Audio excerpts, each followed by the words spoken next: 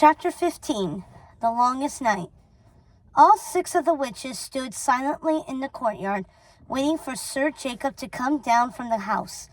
Gothel had thought they would all be meeting in the morning room, but it seemed Sir Jacob had other plans. Hazel, Gothel, and Primrose were wearing lovely dresses Gothel had recently picked out for them for the solstice. They were black, in keeping with their mother's tradition, but they were speckled with a cascade of embroidered silver star that swirled down from their right shoulders, twisting around the bodice and then becoming more spread out, like the night sky. When the stars reached their voluminous skirts, all 3 of the girls had decorated their hair with glittering stars. Lucinda, Ruby, and Martha had elected to wear the dresses they had arrived in. When Gothel looked more closely, she realized the silver embroidery on their bodices was in little star patterns. Though they hadn't changed their dresses, the Odd Sisters had arranged their hair in elaborate buns worn high on their heads, with long ringlets that hung on both sides of their faces. Their buns were adorned with silver stars that matched their earrings and the magnificent necklaces Gothel had sent up to their rooms as solstice gifts. All 6 of them were bundled in white fur wraps and muffs to protect them from the cold. The purple twilight sky was starting to darken to the color of eggplants, and there was the stillness in the air that always told Gothel it was about to snow. She could feel the chill kissing her cheeks, likely turning them a rosy color like her sisters. She could see their breath. To Gothel, they all seemed like dragon witches, breathing smoke as they waited. "Will it be much longer, Gothel?" asked Primrose, clearly becoming impatient. "I'm not sure, Prim. Oh, wait, look, there he is." In the distance, they saw Jacob making his way down from the main house. He was carrying a torch, illuminating his skull-like features. "Good evening, young witches. So sorry to keep you waiting," said Jacob, when he finally got to the courtyard. "Since this is my lady's first winter solstice during their reign as queens, I wanted to make the longest night an even more special occasion." Gothel saw Jacob eyeing their guests. She hadn't had the opportunity to speak with him privately on the matter, and she was even more curious now what he thought about the witches. "I present, for the very first time in our lands, the Festival of Lights." Jacob raised his torch, signaling Victor, who was watching from the house, and within moments the entire house and its grounds were filled with the most magnificent light Gothel and her sisters had ever seen. "Oh, Jacob, it's remarkable, thank you," said Gothel, smiling at her sisters' happy faces. "It's my pleasure, my queen," said Jacob, gesturing for all the witches to follow him. "Come, my ladies, come out of the cold. Queen Gothel has arranged a magnificent feast for the celebration." "Oh, Gothel, a feast?" asked Primrose, smiling. "The house is so beautiful, Gothel. Thank you," said Hazel. Gothel loved seeing her sisters so happy. "I wanted our first celebration together without Mother to be special. I wanted to make you happy. Please tell me you're happy." But they didn't have to answer. Within moments, she was enveloped in her sister's embraces. "Thank you, Gothel," they squealed. "Thank you." "Yes, it's very beautiful," said the Odd Sisters, mesmerized by the lights from the house. "The morning room looks especially brilliant from a distance. That room there, it reminds us of the lighthouse of the gods." "Thank you, that was my intention." "Oh, you've been there?" asked Lucinda, as they all followed Jacob through the vestibule and up the stairs leading them to the morning room. "No, I've only read about it." "We've never left the Deadwoods," said Gothel, sadly, as they entered the morning room. There were hundreds of skeletons quietly making their way out of the house and back to their graves. It became clear that Jacob had arranged for them all to light the candles at once. There wasn't a surface that wasn't covered in candles. The house was entirely filled with light, the way Gothel had imagined.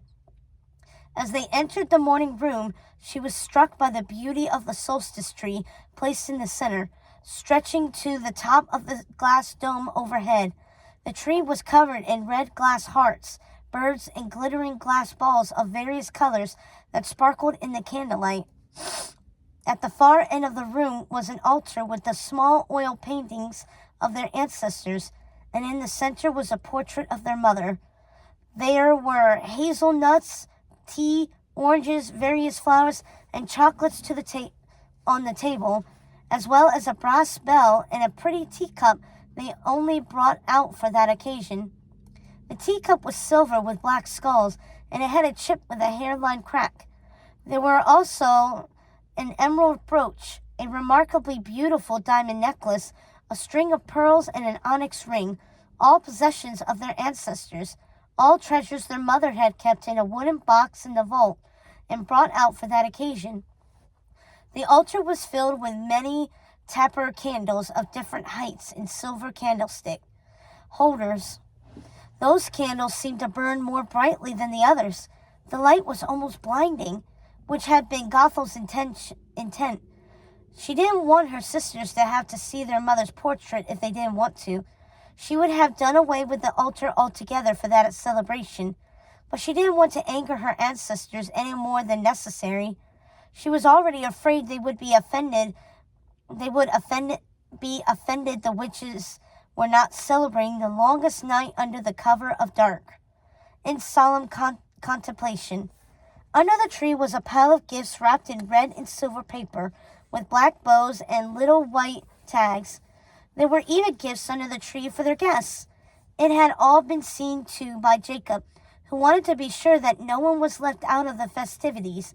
Gothel was astounded by Jacob's attention to detail, and had to admit she was utterly dependent upon him. Now, if you ladies would like to follow me to the dining room, dinner is ready, said Jacob. The dining room had a blazing fire in the fireplace, casting light and shadows on the harpies carved into the stone wall. The room was warm even with the windows open to reveal a spectacular view of the courtyard that had replaced the conservatory. It's so lovely in here, Jacob. Thank you. Come to the windows. I have something to show you, he said to all the witches. Gothel had seen just beyond the courtyard, in a small greenhouse near the carriage house, the light of the Rapunzel flower amplified by the greenhouse windows. She had almost forgotten it existed, with all the renovations and vexation about her sister's health. She wondered if the visiting witches knew what that one tiny light was. She started to become nervous. She hadn't thought what it meant to have other witches in her home, and on the grounds so near the flower. Did they think it was a candle for the Festival of Lights, or did they know the flower was their secret? Jacob could see that Gothel was concerned, which in turn concerned him, but within moments other lights started to appear in the courtyard. That, not the flower, was the surprise he had intended to share with his witches. Each one of the formerly frolicking stone dancers near the fountain was now holding glowing candles in its stone hands, and in the center of the fountain was the Gorgon, surrounded by floating candles illuminating her gleeful grin. It was a beautiful spectacle, and then, one by one, lights started to appear throughout the woods. Thousands of candles lit up the entire forest, all held in the hands of her devoted minions. It was remarkable, not only the brilliance, but this show of power to her guests. It was like an endless sea of light that stretched out as far as they could see. Thank you, Jacob. Thank you for everything you have done for this night, and every other since the passing of our mother, said Gothel sincerely. It's my pleasure, my queen. Gothel noticed Jacob had been referring to her as his queen since the arrival of the odd witches. She was almost eager to get the evening over with so she would have the opportunity to talk with him alone. Please, everyone, take your seats. Dinner will get cold, said Jacob, directing the witches to their chairs. The witches took their seats at the long wooden table, which was covered with a bounty of delicious foods and tiny votive candles in glass holders. Jacob managed to include everyone's favorites, even those of the odd sisters, who helped themselves to large portions of baked apples spiced with brown sugar and cinnamon and served with cold cream. "How did you know we love cherries and brandy?" asked Ruby as she poured them over a hearty piece of walnut cake. "Jacob is a master at anticipating at our every whim," said Gothel, smiling at her guests.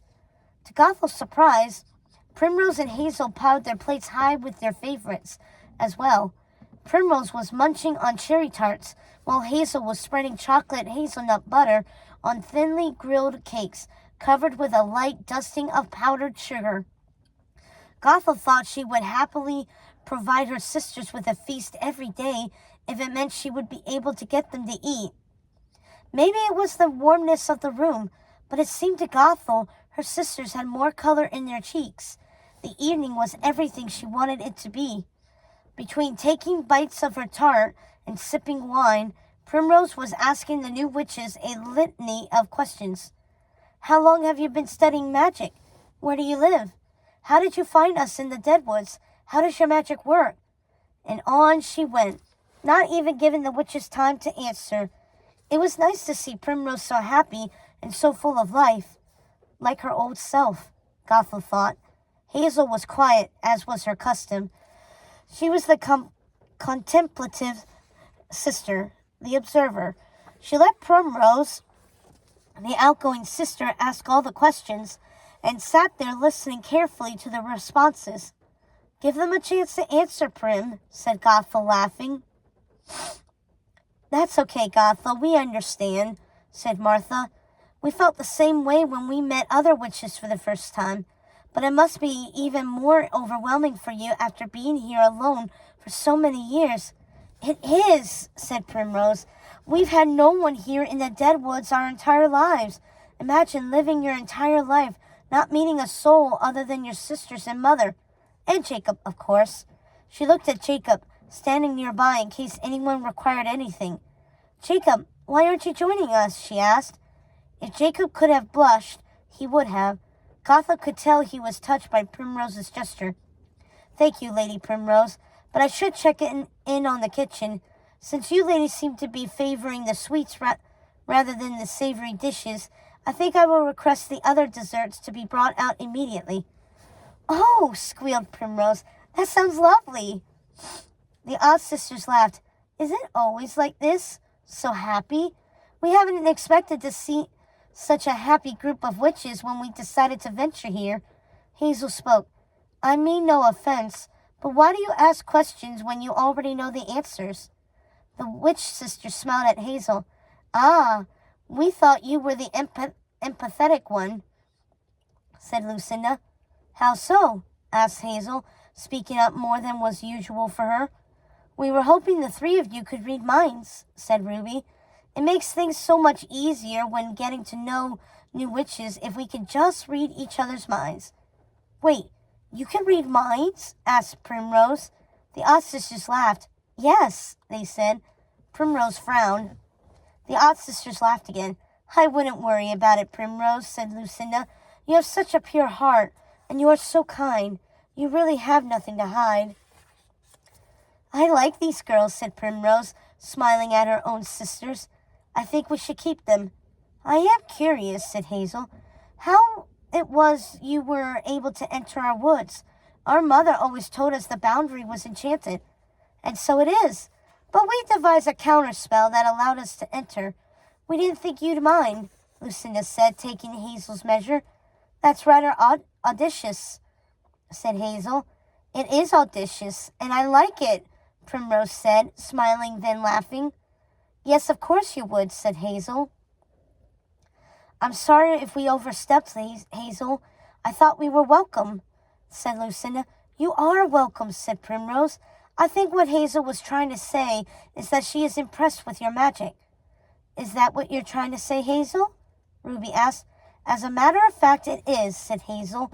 "You'll have to excuse me, ladies. We're not used to visitors here, and I'm afraid I don't share my sister's flair for entertaining. I'm not quite as charming as my other sisters here." She returned her attention to her meal. "Please don't apologize, Hazel. We are honored to be here," said Lucinda, raising her glass. To the witches of the dead woods. To the witches of the dead woods, said the other witches, laughing and clinking their glasses. After another hour or so of chatting over dessert, the ladies moved the party into the morning room. Several more trays of desserts, tea, and coffee were on a rolling cart near one of the larger window seats, where all the ladies made themselves comfortable. Each set of sisters found themselves seated across from the others. Sisters, said Gothel, talking to her own sisters, I have told Lucinda, Ruby, and Martha they may stay as long as they wish, and depending on how you feel about this, I would like to give them access to Mother's books. They have agreed to help us learn our magic. Oh, I think that's a lovely idea, said Primrose. Gothel was surprised. I know how important magic is to you, Gothel, and I'd much rather have these lovely creatures teach you than Mother. Primrose looked at Hazel and asked, What do you think, Hazel? Hazel contemplated the witches carefully before answering. I think that is a very fine idea, but I have a feeling Gothel isn't being entirely honest with us. Gothel's heart sank. She didn't know what Hazel was talking about. Lucinda smiled and answered for her. You're right, Hazel. We didn't want to mention it and put a damper on the festivities, but we are here for another reason. We want to help you in Primrose. Gothel has been worried about you, so worried, in fact, that she unintentionally called us here. You see, we can feel magic in the world, and we felt Gothel's when she destroyed your mother. But I don't even know how I did it. I still don't think it was my magic, said Gothel. Well, we're here to help you figure that out, said Martha. Why are you worried about me and Hazel? Asked Primrose. Gothel had a feeling Primrose didn't realize how sick she likely was. Because, Prim, you two haven't been yourselves since Mother attacked you. We're worried she's caused some kind of irreparable harm. We're just tired, Gothel. I think you're making more of this than is necessary. Prim, it's been months, and you're not getting better. Gothel hadn't meant to raise her voice, but she sometimes found Primrose's Hades-may-care attitude annoying. I think you're being dramatic, Gothel, as usual. No, Prim, Gothel is right. There's something terribly wrong with us. I didn't want to frighten you, but I think we should do something about it as soon as we can manage. Really? Do you think it's that bad? Asked Primrose. But before one of her sisters could answer, Martha chimed in. Don't worry, Primrose. My sisters and I will help you. I promise. Your mother lived an extraordinarily long life. Somewhere deep within one of her books will be the answer. I promise you. I'm so glad you're here, said Primrose to the odd sisters. We all are, said Gothel. Yes, very glad indeed, said Hazel. Now, shall we open our gifts before the evening takes a darker turn? Asked Gothel, trying to lighten the mood. The truth was she was very worried about her sisters, even more now that Hazel had admitted she agreed something was wrong. But she didn't want to worry Primrose any more than needed. She just hoped the odd sisters would be able to help her save Primrose and Hazel.